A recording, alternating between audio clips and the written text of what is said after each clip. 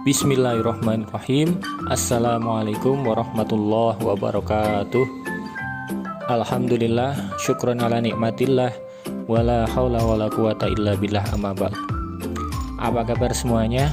Bapak harap kalian berada dalam kondisi sehat walafiat tanpa ada kekurangan suatu apapun. Adapun yang sedang sakit, kita doakan semoga Allah segera memberikan kesembuhan pada kalian semua, sehingga dapat beraktivitas seperti biasanya. Pada pertemuan sebelumnya kita membahas tentang sejarah lahirnya Daulah Utsmani. Nah, pada pertemuan kali ini kita akan melanjutkan membahas tentang strategi dan kebijakan pemerintahan Daulah Utsmani. Kebangkitan Daulah Utsmani itu tidak lepas dari melemahnya kekuasaan Daulah Abbasiyah pada ujung yang paling kritis.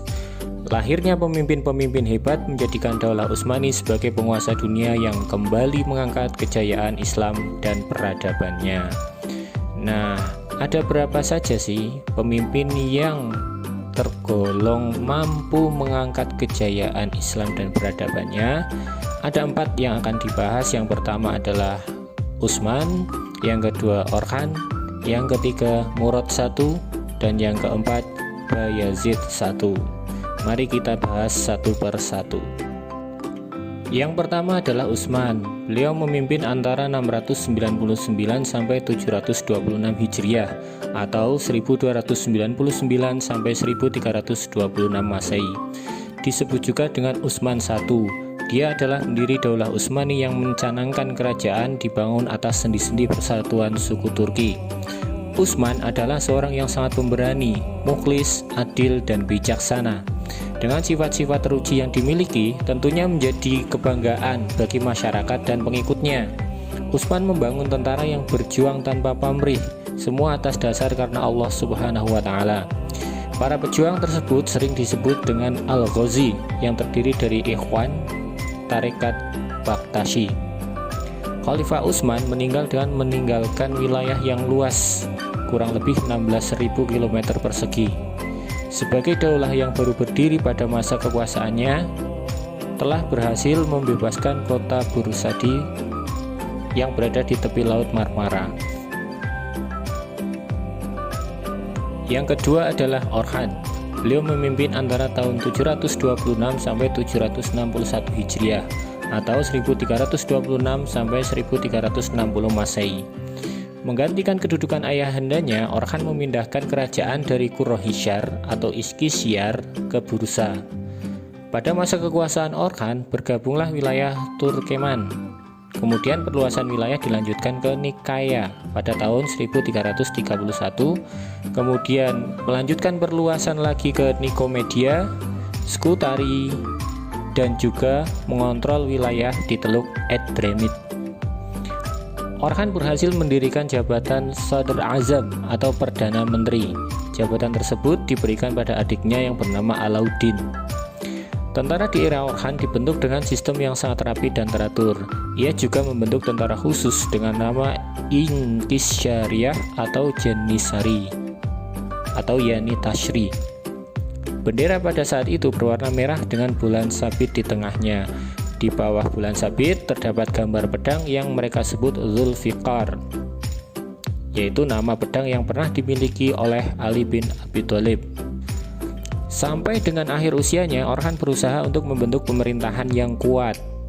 Untuk itu, dia banyak membangun, menertibkan administrasi, menguatkan militer, dan membangun masjid dan akademi-akademi ilmu pengetahuan.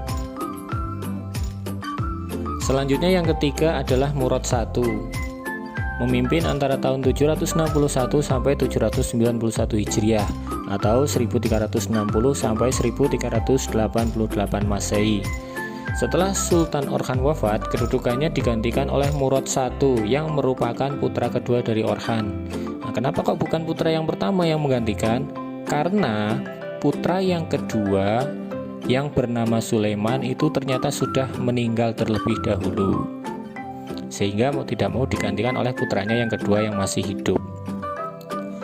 Sultan Murad I adalah sosok yang sangat pemberani, gemar berjihad, dermawan, dan tekun menjalankan agama. Dia juga mencintai peraturan dan selalu memegang teguh peraturan itu. Dia juga berbuat adil kepada rakyat dan tentaranya. Murad I selalu dikelilingi oleh sejumlah komandan terbaik dan orang yang berpengalaman dalam bidang militer yang selalu ia ajak untuk bermusyawarah. Murad I berhasil meluaskan wilayahnya di Asia Kecil dan Eropa dalam waktu bersamaan. Ia menaklukkan Adrianople dan kemudian dijadikan sebagai ibu kota kerajaan yang baru, serta membentuk pasukan berkuda atau kavaleri. Banyaknya kota-kota yang ditaklukkan oleh Murad I membuat bangsa Eropa mulai cemas. Akhirnya, raja-raja Kristen Balkan meminta restu dari Paus Urbanus V untuk mengusir kaum muslimin dari daratan Eropa. Dan Murad I mulai menghadapi serangan Eropa pertama kali dari Raja Kurok V dari Serbia dan dibantu Raja Bosnia yang bermaksud menyerang Adrianople. Sultan Murad I meninggal dengan syahid dalam usia 65 tahun pada tanggal 15 Sya'ban 791 Hijriah. Sultan Murad I mewarisi kekuasaan yang luas, yaitu 5 kali lipat kekuasaan ayahnya. Banyak hal yang bisa dipetik hikmahnya dari kepemimpinan Sultan Murad I, di antaranya: A. Menyebarnya Islam yang semakin meluas di wilayah Balkan, banyak pemimpin mereka yang masuk Islam. B. Kedaulatan Daulah Utsmani semakin dihormati dan dihargai oleh bangsa Eropa. C. Pengaruh Daulah Utsmani semakin meluas sehingga syiar Islam semakin berkembang. Dan yang terakhir adalah Bayazid I. Beliau memerintah antara tahun 791 sampai 805 Hijriah atau 1389 sampai 1402 Masehi. Setelah Sultan Murad I wafat, kepemimpinan Daulah Utsmani dilanjutkan oleh putranya yaitu Sultan Bayazid I. Dia adalah orang yang sangat pemberani, cerdas, murah hati, dan memiliki semangat yang kuat untuk melakukan perluasan wilayah Islam. Oleh karena itu, dia sangat memperhatikan masalah-masalah kemiliteran yang mengarahkan perluasan wilayahnya ke negara-negara Kristen Anatolia. Hanya dalam jangka waktu setahun, negeri-negeri itu berada dalam kekuasaan Daulah Utsmaniyah. Begitu cepatnya Bayazid dalam menguasai wilayah, sehingga dia diberi gelar Yaldrum atau kilat. Bayazid sangat besar pengaruhnya sehingga mencemaskan Paus. Kemudian Paus Bonavasius mengadakan penyerangan terhadap pasukan Bayazid, dan peperangan inilah yang menjadi penyebab terjadinya Perang Salib. Ketika hampir menguasai Konstantinopel, Bayazid mengurungkan niatnya dari penaklukan Konstantinopel karena munculnya bahaya baru terhadap Daulah Utsmaniyah. Bahaya baru itu adalah serangan tentara Mongol di bawah pimpinan Timur Leng. Ada beberapa faktor yang menyebabkan perselisihan antara Timur Leng dan Bayazid, antara lain sebagai berikut. Yang pertama, para pemimpin di wilayah Irak atau Baghdad yang wilayahnya ditaklukkan oleh Timur Leng banyak yang meminta perlindungan kepada Bayazid. Yang kedua, kerajaan-kerajaan Kristen memprovokasi Timur Leng untuk menyerang dan mengalahkan Bayazid. Dan yang ketiga, adanya kesalahpahaman di antara kedua belah pihak sehingga saling menghina dengan saling membakar surat. Dan yang keempat, di antara keduanya sama-sama saling berusaha untuk meluaskan wilayah kekuasaannya. Oke, sampai di sini dulu materi pada kesempatan kali ini. Untuk materi selanjutnya, insya Allah akan kita bahas mengenai kemajuan peradaban Islam masa Daulah Utsmani. Jangan lupa untuk tetap selalu semangat belajar, selalu rajin dan disiplin, agar cita-cita kalian bisa tercapai. Sekian dulu dari saya, kurang lebihnya mohon maaf. Terima kasih. Wassalamualaikum warahmatullahi wabarakatuh.